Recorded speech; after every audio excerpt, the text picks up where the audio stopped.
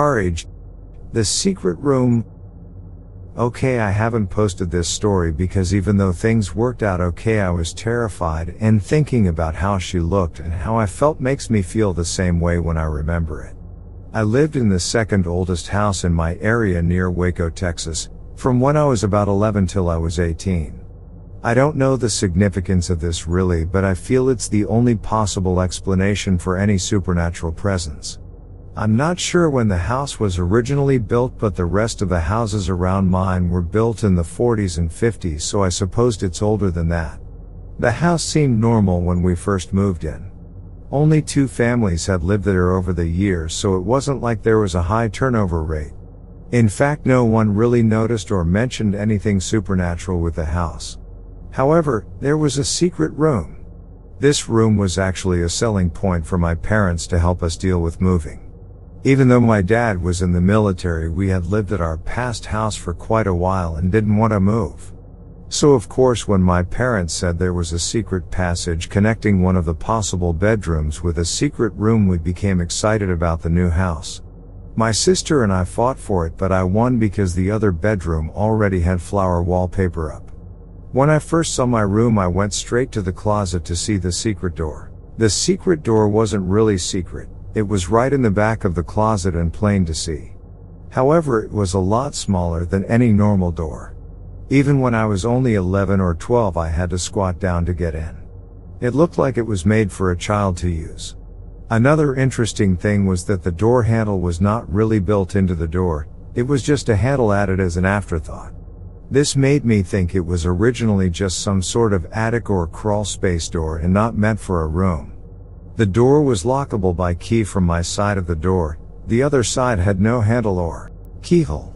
When you open the door, there's a very small hallway which is the same height as the door and not really fit for an adult, but it's just a few feet long, and then you get into the room. The room was just an empty room added above the garage of the house. There was no way out except for the secret passageway to my closet. There were no windows, one light with a string used to turn it on hanging from the ceiling, and the room was completely white with seemingly new wallpaper. There was no furniture or anything left in the room from the previous owners. In fact, I don't think the previous owners used it at all. I believe it was sealed before or soon after they moved in and wasn't touched since then, since it was pretty dusty, but who knows. The lock did seem very old and had a hard time moving, as if it was rusted or the wood was warped or something. Now my parents thought the room could be me and my sister's own little toy room or whatever when they first saw it, but after moving in they had second thoughts. I'm not sure what it was, but they said it was because they wouldn't be able to hear us if we got hurt in that room since it was so detached from the rest of the house. Of course, since we wanted our own secret room so badly, they gave in, but said that we had to tell them when we were playing in there, and we had to keep the door to my room, my closet, and the secret room open at all times when we were there. So we went on, and like I said earlier, nothing much really supernatural happened in the rest of the house, and not even too much in the secret room, at least not to me. My sister began having an imaginary friend. Whenever I wasn't in there, I could hear her talking and whispering to someone.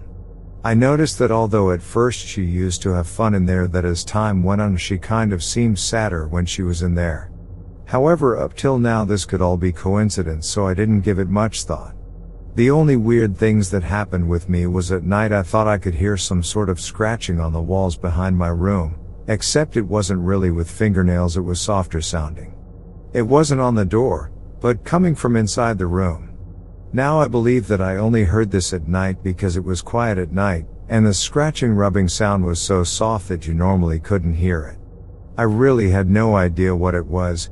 I told my dad once and he looked around for some animal, couldn't find any, so we just forgot about it and I lived with it. Like I said, it was so soft it never really bothered me. It could be some far off tree rubbing against the house for all I knew. This rubbing happened consistently, but like I said, I never paid it much mind, at least until my sister went into the room one night. She knew about the rubbing too and never really said anything about it. One night though, probably about a year or so after moving into the house, the rubbing was going on as usual. I was in that limbo before falling too. Sleep when I thought that someone was in my room and unlocking the closet door.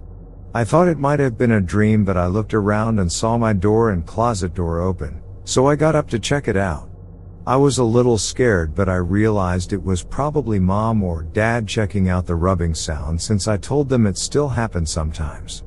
I turned the light on in my closet and looked in. I saw a figure sitting in the room facing the wall. Now, even when I was a kid, I had been pretty brave.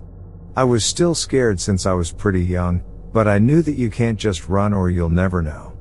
I said hello. And I heard she wanted me to see in what sounded like my sister's voice. The light was in the middle of the room, and it was tough taking even those few steps to get to it in the middle of that dark room. But like I said, I couldn't just leave, so I just went there and turned it on. When I looked at the figure, it was indeed my sister, sitting and scratching at the wallpaper. I touched her and she was crying, so I pulled her up and took her out of the room. I'm really glad that I didn't just lock the door and run, or else she'd be stuck in there all night. This is one reason why I never run away from anything abnormal. I locked the door, took her to her room and watched her as she went to sleep. I really thought she could have been sleepwalking or something, although she never had before, and since it was over I didn't want to wake up my parents. I went back to sleep. The next day I asked my sister in the morning if she remembered going into the room, and she looked freaked out. I told her she was probably just sleepwalking, but she said that the girl asked her to come look at her pictures. She didn't start crying, but she was about to because she was so scared. I didn't ask who the girl was. I told her it was just a dream and went to prove it. She didn't want to enter the room again, so I went in and saw where she was scratching on the wall. Only a little bit was scratched away, so I started peeling some more wallpaper off. Under the wallpaper were different pictures drawn in what looked like crayon. They were typical kid pictures of mainly cats and houses. However, there was one picture that I thought was weird. It was a little girl, a cat, a mom, and a dad. Now everything looked like a normal kid family portrait, except the dad had no face. It was just a circle. Of course, my rational side said she just never finished it. But still, the dad picture looked strangely out of place, like the lines were distorted, like she had trouble drawing it. Anyway, I told my parents and they yelled at me for pulling back the wallpaper. I didn't want my sister to get in trouble, so I didn't say anything about her or what happened last night. My parents said we had to get it fixed now and were mad, and didn't let me play in there again as punishment. The whole thing still seemed normal to me. Kid draws on wall, parents put wallpaper up to cover it up. I didn't realize until later that night, when the scratching, rubbing sound started up, that it sounded like a crayon. I really started thinking that it was the girl that my sister talked about was drawing on the wall. Now, after this happened, I started believing that the girl was actually in there. Once I started acknowledging her presence, weirder things began to happen. It happened really slowly. I was about 14 or 15 after the episode with my sister, and the weird things were happening slowly over the course of the next years I lived in the house up until I was 18. The changes were so subtle that I didn't really notice that they were happening until much later. The drawing sounds increased a little bit and soon were audible even during the day. I also started hearing little pattering of feet. The more I heard these things, the more emotional I felt about them. I started feeling angry the more I heard the sounds, especially when I was trying to sleep. However, I always managed to control myself and try to think that this girl was obviously sad and just trying to have fun, and I calmed myself down. However, this was going on so long that I finally asked my sister when I was about 16. I asked her if she ever heard the sounds. She said that she did, although they were pretty quiet. Now, I didn't think this was so weird since obviously I could hear them too, and I told her how annoying it was. She kind of looked at me as if she was hurt, and said that every time she heard the sound she felt really sad. She had trouble talking about it, but I told her this is pretty important since it's going to affect the rest of my years left in the house. She told me that the girl was the girl that she used to talk to when she played in the room.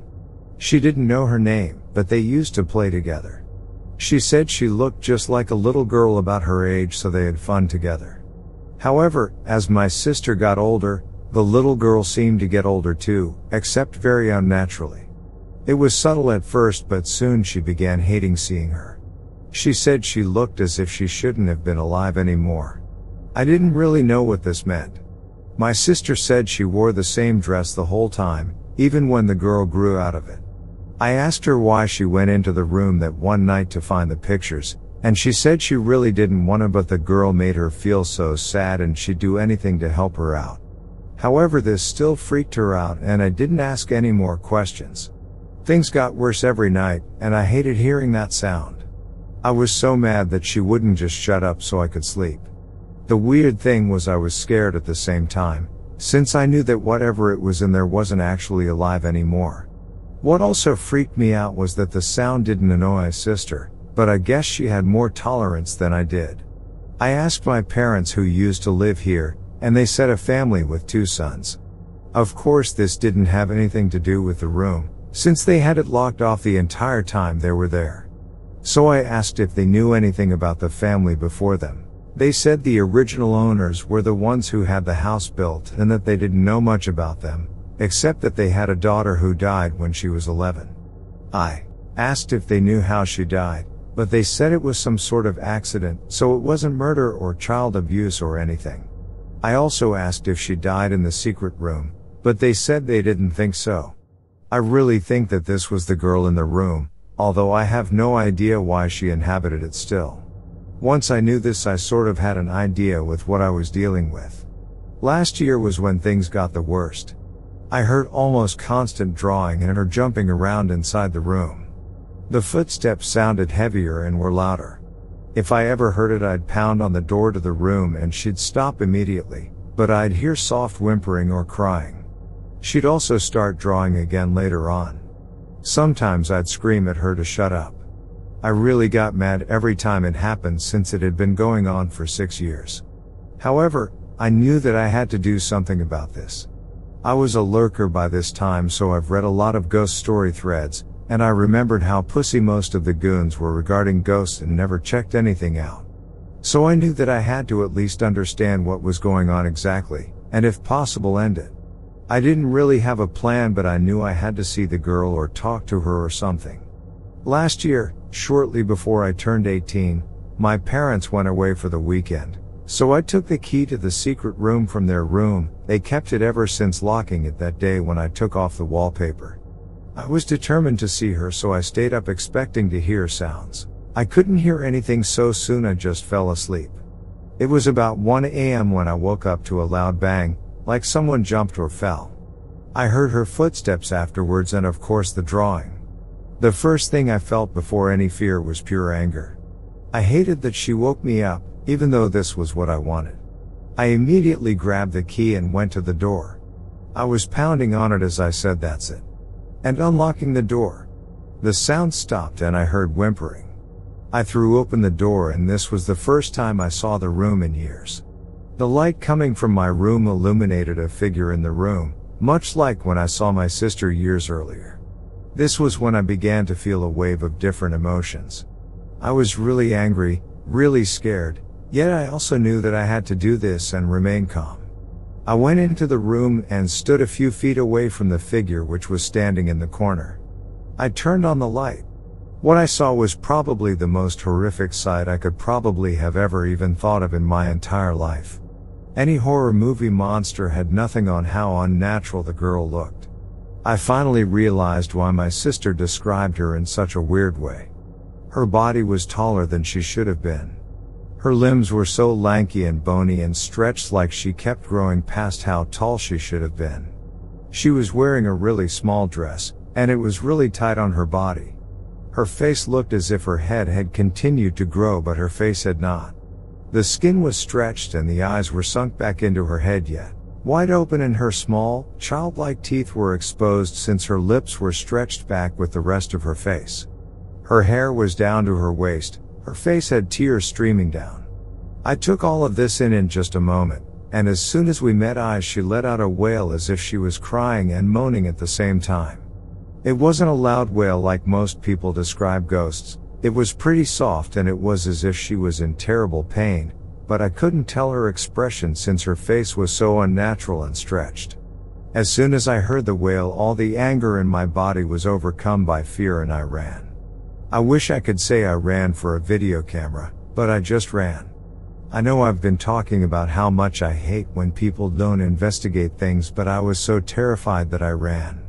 Once I got out of my room, I ran to my car and drove away and spent the night at a friend's house.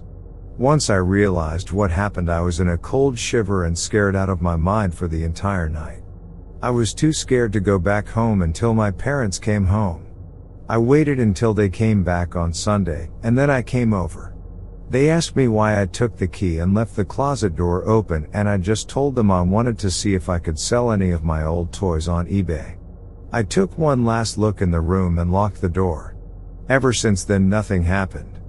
I don't know why things stopped, but I'm always hoping it's not because I let her out like in The Ring or something and that she's really evil. Since nothing has happened since then, I do really hope that I helped her out in some way, but in all honesty, I don't care. My parents moved after I went to college, and I have no intention of ever going back. I came up with a theory that the male family member in her life was really mean to her and hated her playing in there, and possibly beat her, while the female family member always felt sad, hence my sister, and the girl's willingness to open up to her first. Anyway, like I said, that's just all theory, but it kind of makes sense. This all happened last year, and the more I think about it, the harder it is to remember. Sorry for typing such a long post. I didn't realize I had this much to tell.